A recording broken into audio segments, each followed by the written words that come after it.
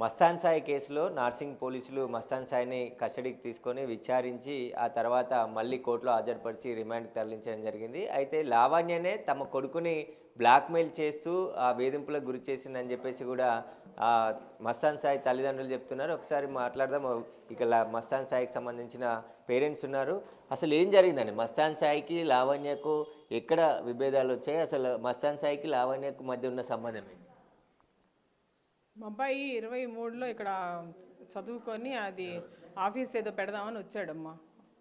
Software ఏదో office 22లో వచ్చాడు. వచ్చినప్పుడు ఇక్కడ ఆఫీసే పెట్టుకున్నాడు, ఏదో చేసుకుంటున్నాడు వర్క్. చేసుకుంటుంటే తర్వాత ఇలాగ చింటూను ఆ అమ్మాయి ఒకప్పుడు సినిమాలు చేసేవాళ్ళు అంట, షార్ట్ ఫిలిమ్స్. అలా షార్ట్ ఫిలిమ్స్ల వల్ల ఆ అమ్మాయికి పరిచయము. చింటూ అనేవాడు మన గుంటూరే కాబట్టి ఆల్రెడీ సాయికి కూడా ఫ్రెండే వాడు. తర్వాత ఇక్కడికి వచ్చినప్పుడు ఇంకా ఒక రోజు వీళ్ళందరూ వచ్చారంట. మా అబ్బాయి ఒక ఇల్లు తీసుకొని ఉంటున్నాడు కదా, ఆ ఇంట్లో వీళ్ళందరూ అందరూ వచ్చారు. రాజ్ తరుణ్, ఆ అమ్మాయి, ఇంకా ఫ్రెండ్స్ చాలామంది సినిమా యాక్టర్లు, అందరి పేర్లు నేను చెప్పను. వాళ్ళందరూ వచ్చారంట. వచ్చినప్పుడు వీళ్ళందరూ ఏదో పార్టీ చేసుకున్నారు. పార్టీ చేసుకొని ఇంకా రాజ్ తరుణ్ ఏం చేశాడంటే ఇంకా వెళ్ళిపోయాడు. రాజ్ తరుణ్ ఈ అమ్మాయి వదిలేసి వెళ్ళిపోయాడు. ఈ అమ్మాయి ఇంకొక అమ్మాయి ఇద్దరు ఉన్నారంట. మా వాడు పడుకున్నప్పుడు ఆ ఫోన్ డేటా ఏదో దొంగలిచ్చింది. ఏదో ఏలు ముద్ర వేసుకోనో మరి అట్లనో ఏదైతే ఫోన్ డేటా అయితే దొంగలిచ్చింది. ఆ డేటా దొంగలిచ్చినప్పుడు ఆ ఫోన్లో ఏమన్నాయి అంటే వాళ్ళ వైఫ్కి సంబంధించిన ఫోటోలు, వాళ్ళ గర్ల్ ఫ్రెండ్, వాడు చదువుకునేటప్పుడు గర్ల్ ఫ్రెండ్ ఫోటోలు, ఫోటోలో వీడియోలో ఉన్నాయి ఆ ఫోన్లోనంట.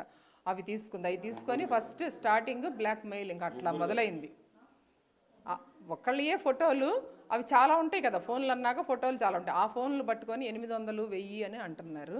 అది ఫోటో అందరూ ఎన్ని ఉన్నాయి అనేది ఫోన్లో ఫస్ట్ తీసుకున్నది. అది తీసుకున్నప్పుడు అది స్టార్టింగ్ అట్లా blackmail. Mastan Sai drug పార్టీలు నిర్వహించి నన్నే కాదు అనేక మంది అమ్మాయిలను మోసం చేశాడు, ఆ బ్లాక్ మెయిల్ చేస్తున్నాడు వీడియోలు చెప్పేసి అని చెప్పేసి కూడా లావణ్య ఆరోపిస్తుంది. ఫిర్యాదు కూడా అదే చేసింది. కేసులో అరెస్ట్ అయ్యారు. డ్రగ్స్ పార్టీలు ఎక్కడ జరిగినాయి? లావణ్య ఇంట్లో జరిగినాయి డ్రగ్స్ పార్టీలు. రోజు జరుగుతూ ఉంటాయి. లావణ్య ఇంట్లోనే డ్రగ్స్ పార్టీలు ఉంటాయి. అక్కడికి తర్వాత ఇంక ఇలా ఫ్రెండ్షిప్ ఇలా అయ్యింది కదా, తర్వాత ఇంక వాళ్ళ ఇంటికి వీళ్ళు వెళ్ళటం, వీళ్ళ ఇంటికి వాళ్ళు రావటం అట్లా జరిగింది. జరిగినప్పుడు ఇంక అక్కడ డ్రగ్స్ పార్టీలు అనేది అప్పుడు అలవాటు అయ్యి ఉంటుంది సాయికి. అంతకుముందు లేదు కదా ఇదేమి, అంతకుముందు ఏ కేసులు కానీ ఏ గొడవలు కానీ వాడి మీద అసలు ఏమీ లేవు కదా. చదువుకున్నాక తర్వాత చాలా పెళ్ళయింది. పెళ్ళయినాక అప్పటికే మాకు 10 ఏళ్ల మనవడు ఉన్నాడు. మాకు గొడవ లేదని ఉంటే అప్పుడే వాడి మీద కేసులు ఒకటి ఉంటాయి కదా. తర్వాత ఇక్కడ ఫస్ట్ ఇది అలాగ ఫ్రెండ్షిప్ అయ్యారు. తర్వాత అక్కడ మార్చి 31న వచ్చింది గుంటూరు వచ్చి మా అబ్బాయి ఫోన్లు తీసుకున్నాడని కేసు ఏదో పెట్టింది. దర్గా దగ్గరికి తీసుకొని వచ్చారు కానిస్టేబుల్ను వాళ్ళు.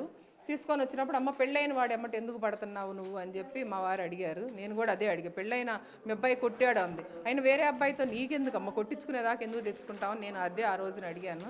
ఇంకా అడిగినప్పుడు ఇంక సరే ఆ అమ్మాయి 31వ తారీఖున పోలీస్ స్టేషన్లో ఫోన్లు ఇచ్చేసి రాజీ చేసుకున్నారు. అయిపోయింది. రాజీ పత్రం కూడా రాపించుకున్నారు. ఆ పత్రం ఇక్కడ ఉంది.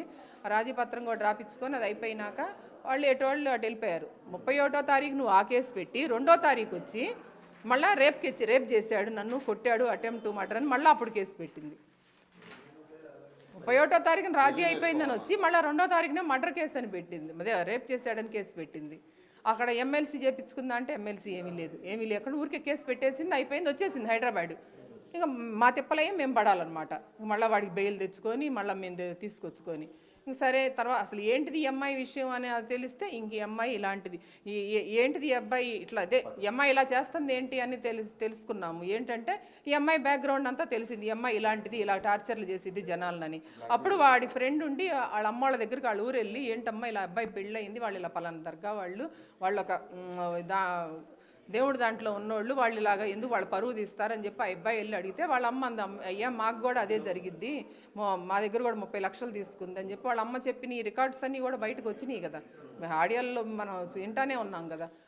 అది ఇప్పుడు ఎందుకు మరి మస్తాన్ సాయి లావణ్యను చంపడానికి ఇంటికి వెళ్ళాడు, అక్కడ దాడి చేయడానికి ప్రయత్నించాడు అని చెప్పి ఆమె ఫిర్యాదు చేసింది. ఇప్పుడు అరెస్ట్ చేశారు కదా మస్తాన్ సాయి. 31వ తారీఖున ఇది ప్రభాకర్ రెడ్డి కేసు ఉంది.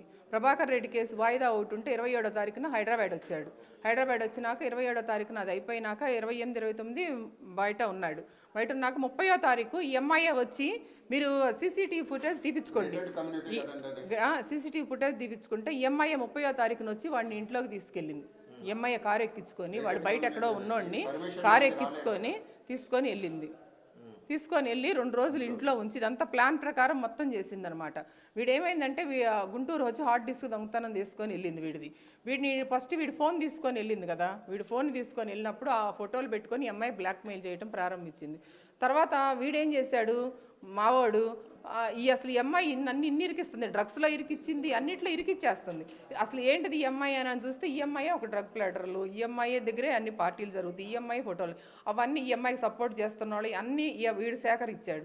ఈ సేకరించి ఈడేం చేశాడు, అన్నీ తీసుకొచ్చుకొని వీడి దగ్గర పెట్టుకుంటే అవి మొత్తం అది తీసుకొని వెళ్ళింది హార్డ్ డిస్క్. అది ఇంటికి వచ్చి ఆ దొంగతనంగా హార్డ్ డిస్క్ తీసుకొని వెళ్ళి అవన్నీ బయట పెట్టి, ఇప్పుడు ఆ అమ్మాయే బయట పెట్టింది ఇవన్నీ, వీళ్ళ ఇవన్నీ బయట పెట్టి బ్లాక్మెయిల్ చేస్తుంది లావణ్య గత కొద్ది సంవత్సరాల నుంచి అంటున్నారు. ఏమని బ్లాక్మెయిల్ చేస్తుంది, ఎందుకు బ్లాక్మెయిల్? అదిగమ్మా అక్కడ కోర్టులో ఏది పెట్టింది చూడు, ఇక్కడ పెళ్లి చేసుకోవాలి, పెళ్లి చేసుకోమని పెట్టింది. 12 లక్షలు 12 కోట్లు కావాలని ఒకసారి రోజు నాకు టార్చరు. నాకు అమ్మాయి డేటా నేను ఇస్తాను, నాకు ఫోన్ చేసిన వాట్సాప్ మెసేజ్లు అన్నీ మొత్తం చూపిస్తాను.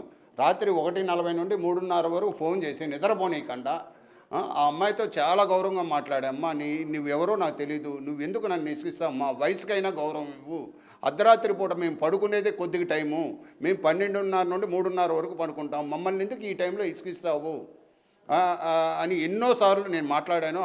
ఆ రికార్డు కూడా మీకు పెడతాను. ఆ అమ్మాయి డబ్బులు ఎందుకు ఇవ్వమని బ్లాక్మెయిల్ చేసింది మిమ్మల్ని? ఇదిగో ఇప్పుడే వస్తున్నా, కాసుకోండి, మిమ్మల్ని అందరినీ మీడియా మొత్తం వస్తుంది.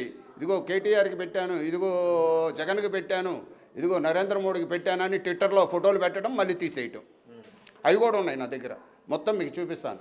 ట్విట్టర్లో పెట్టడం మళ్ళీ 1 గంట ఆగి తీసేయటం. ఇదిగో మీడియా వస్తుంది, కాసుకో, నువ్వు కాసుకో, మీరు ఇంకా దర్గా ఉండదు, మీకు ఇది ఉండదు, మీరు రోడ్డు మీదకి రావాలి, ఏం చెప్తే తమాషా అని డబ్బులు అడగటం. ఇదిగో అన్నీ ఉన్నాయి నా దగ్గర. ఎన్ని డబ్బులు అడుగుతుంది? 12 కోట్లు అడిగింది ఫస్ట్, తర్వాత 8 కోట్లకు వచ్చింది, తర్వాత 2 కోట్లకు వచ్చింది, తర్వాత 50 లక్షలు ఆడియో రిలీజ్ అయింది. టార్చర్ చూడండి, అసలు ఎంత టార్చర్ అంటే. ఈ అబ్బాయి చాలా మంది అమ్మాయిల జీవితాలు